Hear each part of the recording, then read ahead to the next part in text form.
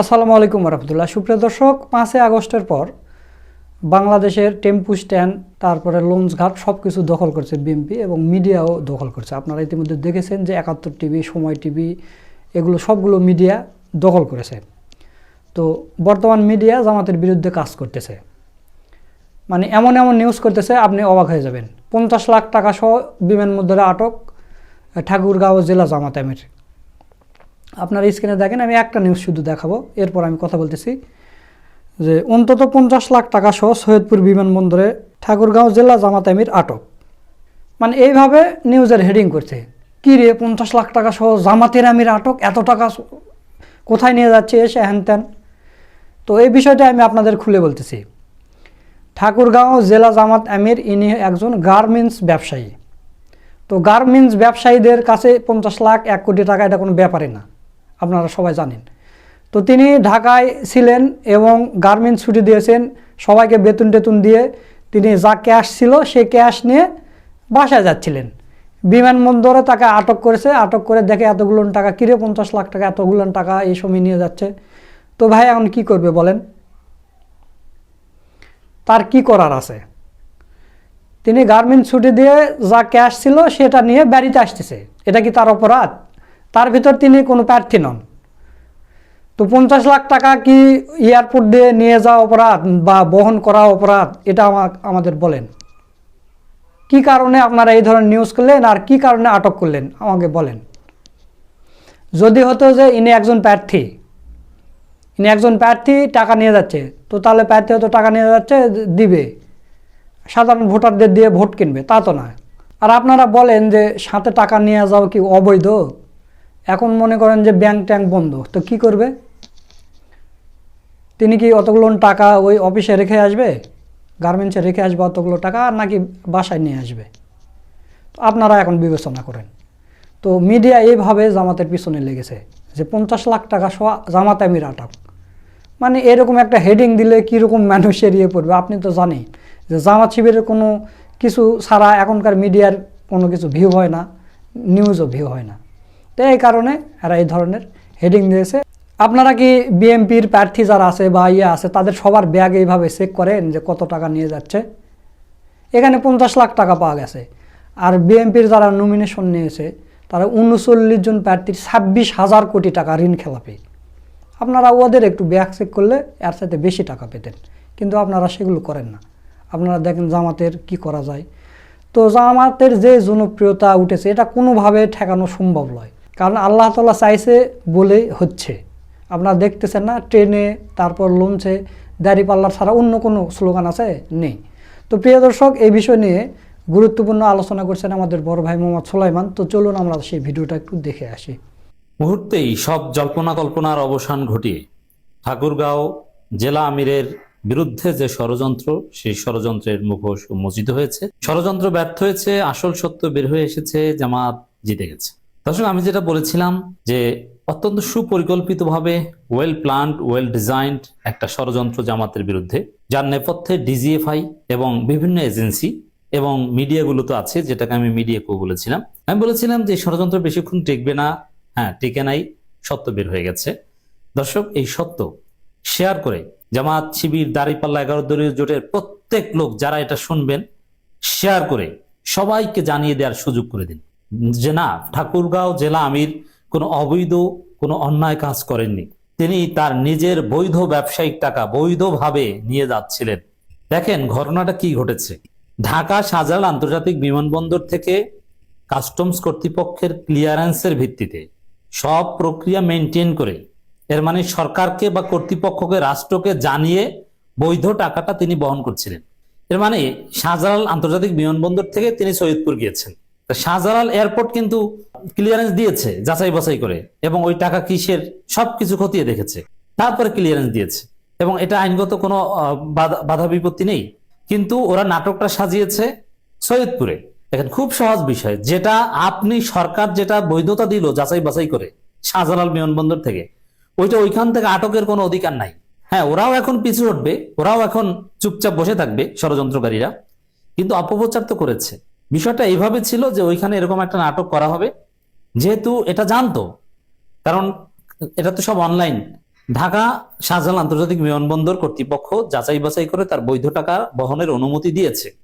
কারণ ওইটা সৈয়দপুর কর্তৃপক্ষ তো জানছো, ওইখানে ডিজিএফআই বা বিএনপি এবং ভারতের দালালেরা ছিল, তারা মুহূর্তে একটা নাটকীয়তা ঘটিয়ে দিয়েছে। আর ঠাকুরগাঁও জেলা আমির মুরব্বী মানুষ অতটা বুঝতে পারেনি, তাকে বিব্রত করেছে। মুহূর্তের মধ্যে মিডিয়াগুলো রিপোর্ট করেছে এবং বিভিন্ন ভুয়া ফটোকার্ড বা এগুলো অলরেডি বানানো ছিল মনে হয়, ওটা পোস্ট করে দিয়েছে। এবং সবচেয়ে ইন্টারেস্টিং বিষয়, এটার সাথে যে কচুকাজ জড়িত, মানে ডিজিএফআই জড়িত, প্রমাণটা কি? পুরো বিমানবন্দরের পুরো সিসিটিভি ফুটেজ জুলকারনাইন সায়ের সাথে সাথে পোস্ট করেছে। ও এটা জানলো কিভাবে? এর মানে এটা প্রি প্ল্যান ছিল, ওর কাছে সরবরাহ করা হয়েছে মুহূর্তের মধ্যে। কিন্তু না, আল্লাহর রহমত, আলহামদুলিল্লাহ, যে রহস্য উদ্ঘাটিত হয়ে গিয়েছে। দর্শক, জামাত ইসলামী সংবাদ সম্মেলন করেও এই বিষয়ে ক্লিয়ার বলেছে, কাস্টমসের অনাপত্তিতেই ঠাকুরগাঁও জেলা জামাতের আমিরকে টাকা বহনের অনুমতি দেওয়া হয়। আভ্যন্তরীণ রুটে অর্থ পরিবহন কোনো সীমাবদ্ধতা নেই। Group captain SM. Ragib Samad, নির্বাহী পরিচালক শাহজালাল আন্তর্জাতিক বিমানবন্দর, তিনি এটা বলেছেন। এই কথার মাধ্যমে বিএনপির এই অপপ্রচার, এই গুজব, জামাতের এই চরিত্র হননের প্রজেক্ট ব্যর্থ হয়েছে। যেরকম আমিরে জামাতের এক্স অ্যাকাউন্ট নিয়ে ওরা মারা খেয়েছে, কঠিন মারা খেয়েছে, এরকম ঠাকুরগাঁও জেলা আমিরকে নিয়ে যে ষড়যন্ত্র, সেটাও মুহূর্তের মধ্যে মারা খেলো। ভাগ্য ভালো ভোটের আগেই হয়ে গেছে। তো এখন ওরা মিথ্যুক ষড়যন্ত্রকারী হিসেবে প্রমাণিত হলো, এটা জামাতের জন্য ওভারঅল ভালো হয়েছে। কেউ বিশ্বাস করবেন না কি ঘটেছে। এই যে দেখলেন, শাহজালাল আন্তর্জাতিক বিমানবন্দর কর্তৃপক্ষ স্পষ্ট বলেছে যে তার টাকা যাচাই বাছাই করে সন্দেহজনক হলে তো আর অনাপত্তি দিত না। তখন তো শাহজালাল, দেখেন মূল বিষয়টা দেখেন, পাটপারি কত প্রকার কি কি। অবৈধভাবে কোনো কিছু ক্যারি করতে গেলে তো উৎসের জায়গায় বিমানে ঢোকার সময় তো ধরা পড়ে। আসল চেকটা তো করা হয় ঢোকার সময়, ঢোকার পরে তো সিম্পল চেক। আমরা কি বিদেশে চলাফেরা করি না? সবচেয়ে বেশি কড়াকড়ি হয় ঢোকার সময়, এর পরেরটা অনেক বিমানবন্দরে পরে চেকই করা হয় না আপনাকে, কারণ আগে তো চেক করা হয়েছে। তো অলরেডি বৈধ একটা বিষয়, সেটা ওখানে সৈয়দপুরে ডিজিএফআই বিএনপি ষড়যন্ত্র করে, মির্জা ফখরুলের প্রভাবাধীন এলাকা ষড়যন্ত্র করে তারা এই ঘটনা ঘটিয়েছে। কিন্তু ভাগ্য ভালো, শাহজালাল আন্তর্জাতিক বিমানবন্দরের সৎ কর্মকর্তা ছিল, তারা বলে দিয়েছে, এই group captain M Ragib Samad বলে দিয়েছেন যে না, এটা কোনো সমস্যা না, আমরা আগেই ক্লিয়ারেন্স দিয়েছিলাম। এখন দেখেন, আরেকটা প্রশ্ন বলি, ঠাকুরগাঁও জেলা আমিরের কাছে ওই বিমানবন্দর কর্তৃপক্ষ, কাস্টমস পুলিশ থেকে শুরু করে আরো যারা ছিল, এমনকি পুলিশ সুপার, এদের সবাইকে ক্ষমা চাইতে হবে, নইলে ওদের খবর আছে নির্বাচনের পর, এক টাকাও ছাড়া হবে না। আমি আগেই বলেছিলাম, এক টাকাও ছাড়া যাবে না। ওদের বিরুদ্ধে আজকে রাতের মধ্যেই এই অপপ্রচারের জন্য ব্যবস্থা নিতে হবে, মামলা করতে হবে।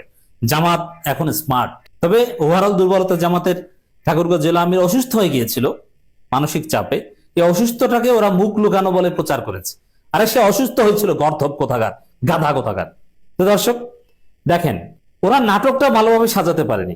পুলিশ সুপারের কাছে অথবা পুলিশের কাছে জিজ্ঞেস করেছে সাংবাদিকরা যে কেন আটক করেছেন তাকে, কি পাওয়া গেছে, বলতে পারে না। যে কত টাকা, ওটা বলতে পারে না। বলে যে টাকা গণনা চলছে, কিসের টাকা তাও বলতে পারে না। আচ্ছা, কত টাকা আটক করা হয়েছে, মানে পরে হয়তো টাকা গণনা করা হয়েছে, কিন্তু যখন জিজ্ঞেস করেছে সাংবাদিকরা, সৎ সাংবাদিকরা, তখন কত টাকা কিসের টাকা কিছুই বলতে পারে না। আরে ভাই, কত টাকা কিসের টাকা বলতে পারে না, তার আগে আপনি গ্রেপ্তার বলেন কেন? আপনি সর্বোচ্চ বলতে পারেন আমরা চেক করছি, যেটা রুটিন চেক, কিন্তু আপনি গ্রেপ্তার হিসাবে পুরো জাতিকে বিভ্রান্ত করে দিলেন। আর বিভিন্ন দালাল মিডিয়ার ফটোকার্ড অলরেডি রেডি ছিল, জাস্ট পেস্ট করে দিয়েছে। তো দর্শক, এই হচ্ছে ষড়যন্ত্র। এটা তার বৈধ টাকা, এখানে তাকে আটক করার কোনো অধিকার ছিল না। ডিবাং হচ্ছে, পুরো জাতি এখন সচেতন, সবাইকে জানিয়ে দিচ্ছে, আপনারাও জানিয়ে দিন যে সরকারের যাচাই বাছাই শেষেই তার বৈধ টাকা বৈধভাবে নেয়ার অনুমতি দিয়েছিল শাহজালাল আন্তর্জাতিক বিমানবন্দর কর্তৃপক্ষ। পরবর্তীতে তিনি ষড়যন্ত্রের শিকার। কিন্তু এইসব ষড়যন্ত্র করে, এবং আরো ষড়যন্ত্র এরকম হবে, আরো নাটক সাজাবে পুরো প্রশাসন, বিভিন্ন গোয়েন্দা সংস্থা, বিশেষ করে ডিজিএফআই, কচুখ্যাত, এরা জামাতকে বিতর্কিত করতে আরো বেশ কিছু কাজ আগামীকাল পর্যন্ত করবে, কিন্তু পারবে না, সফল হবে না।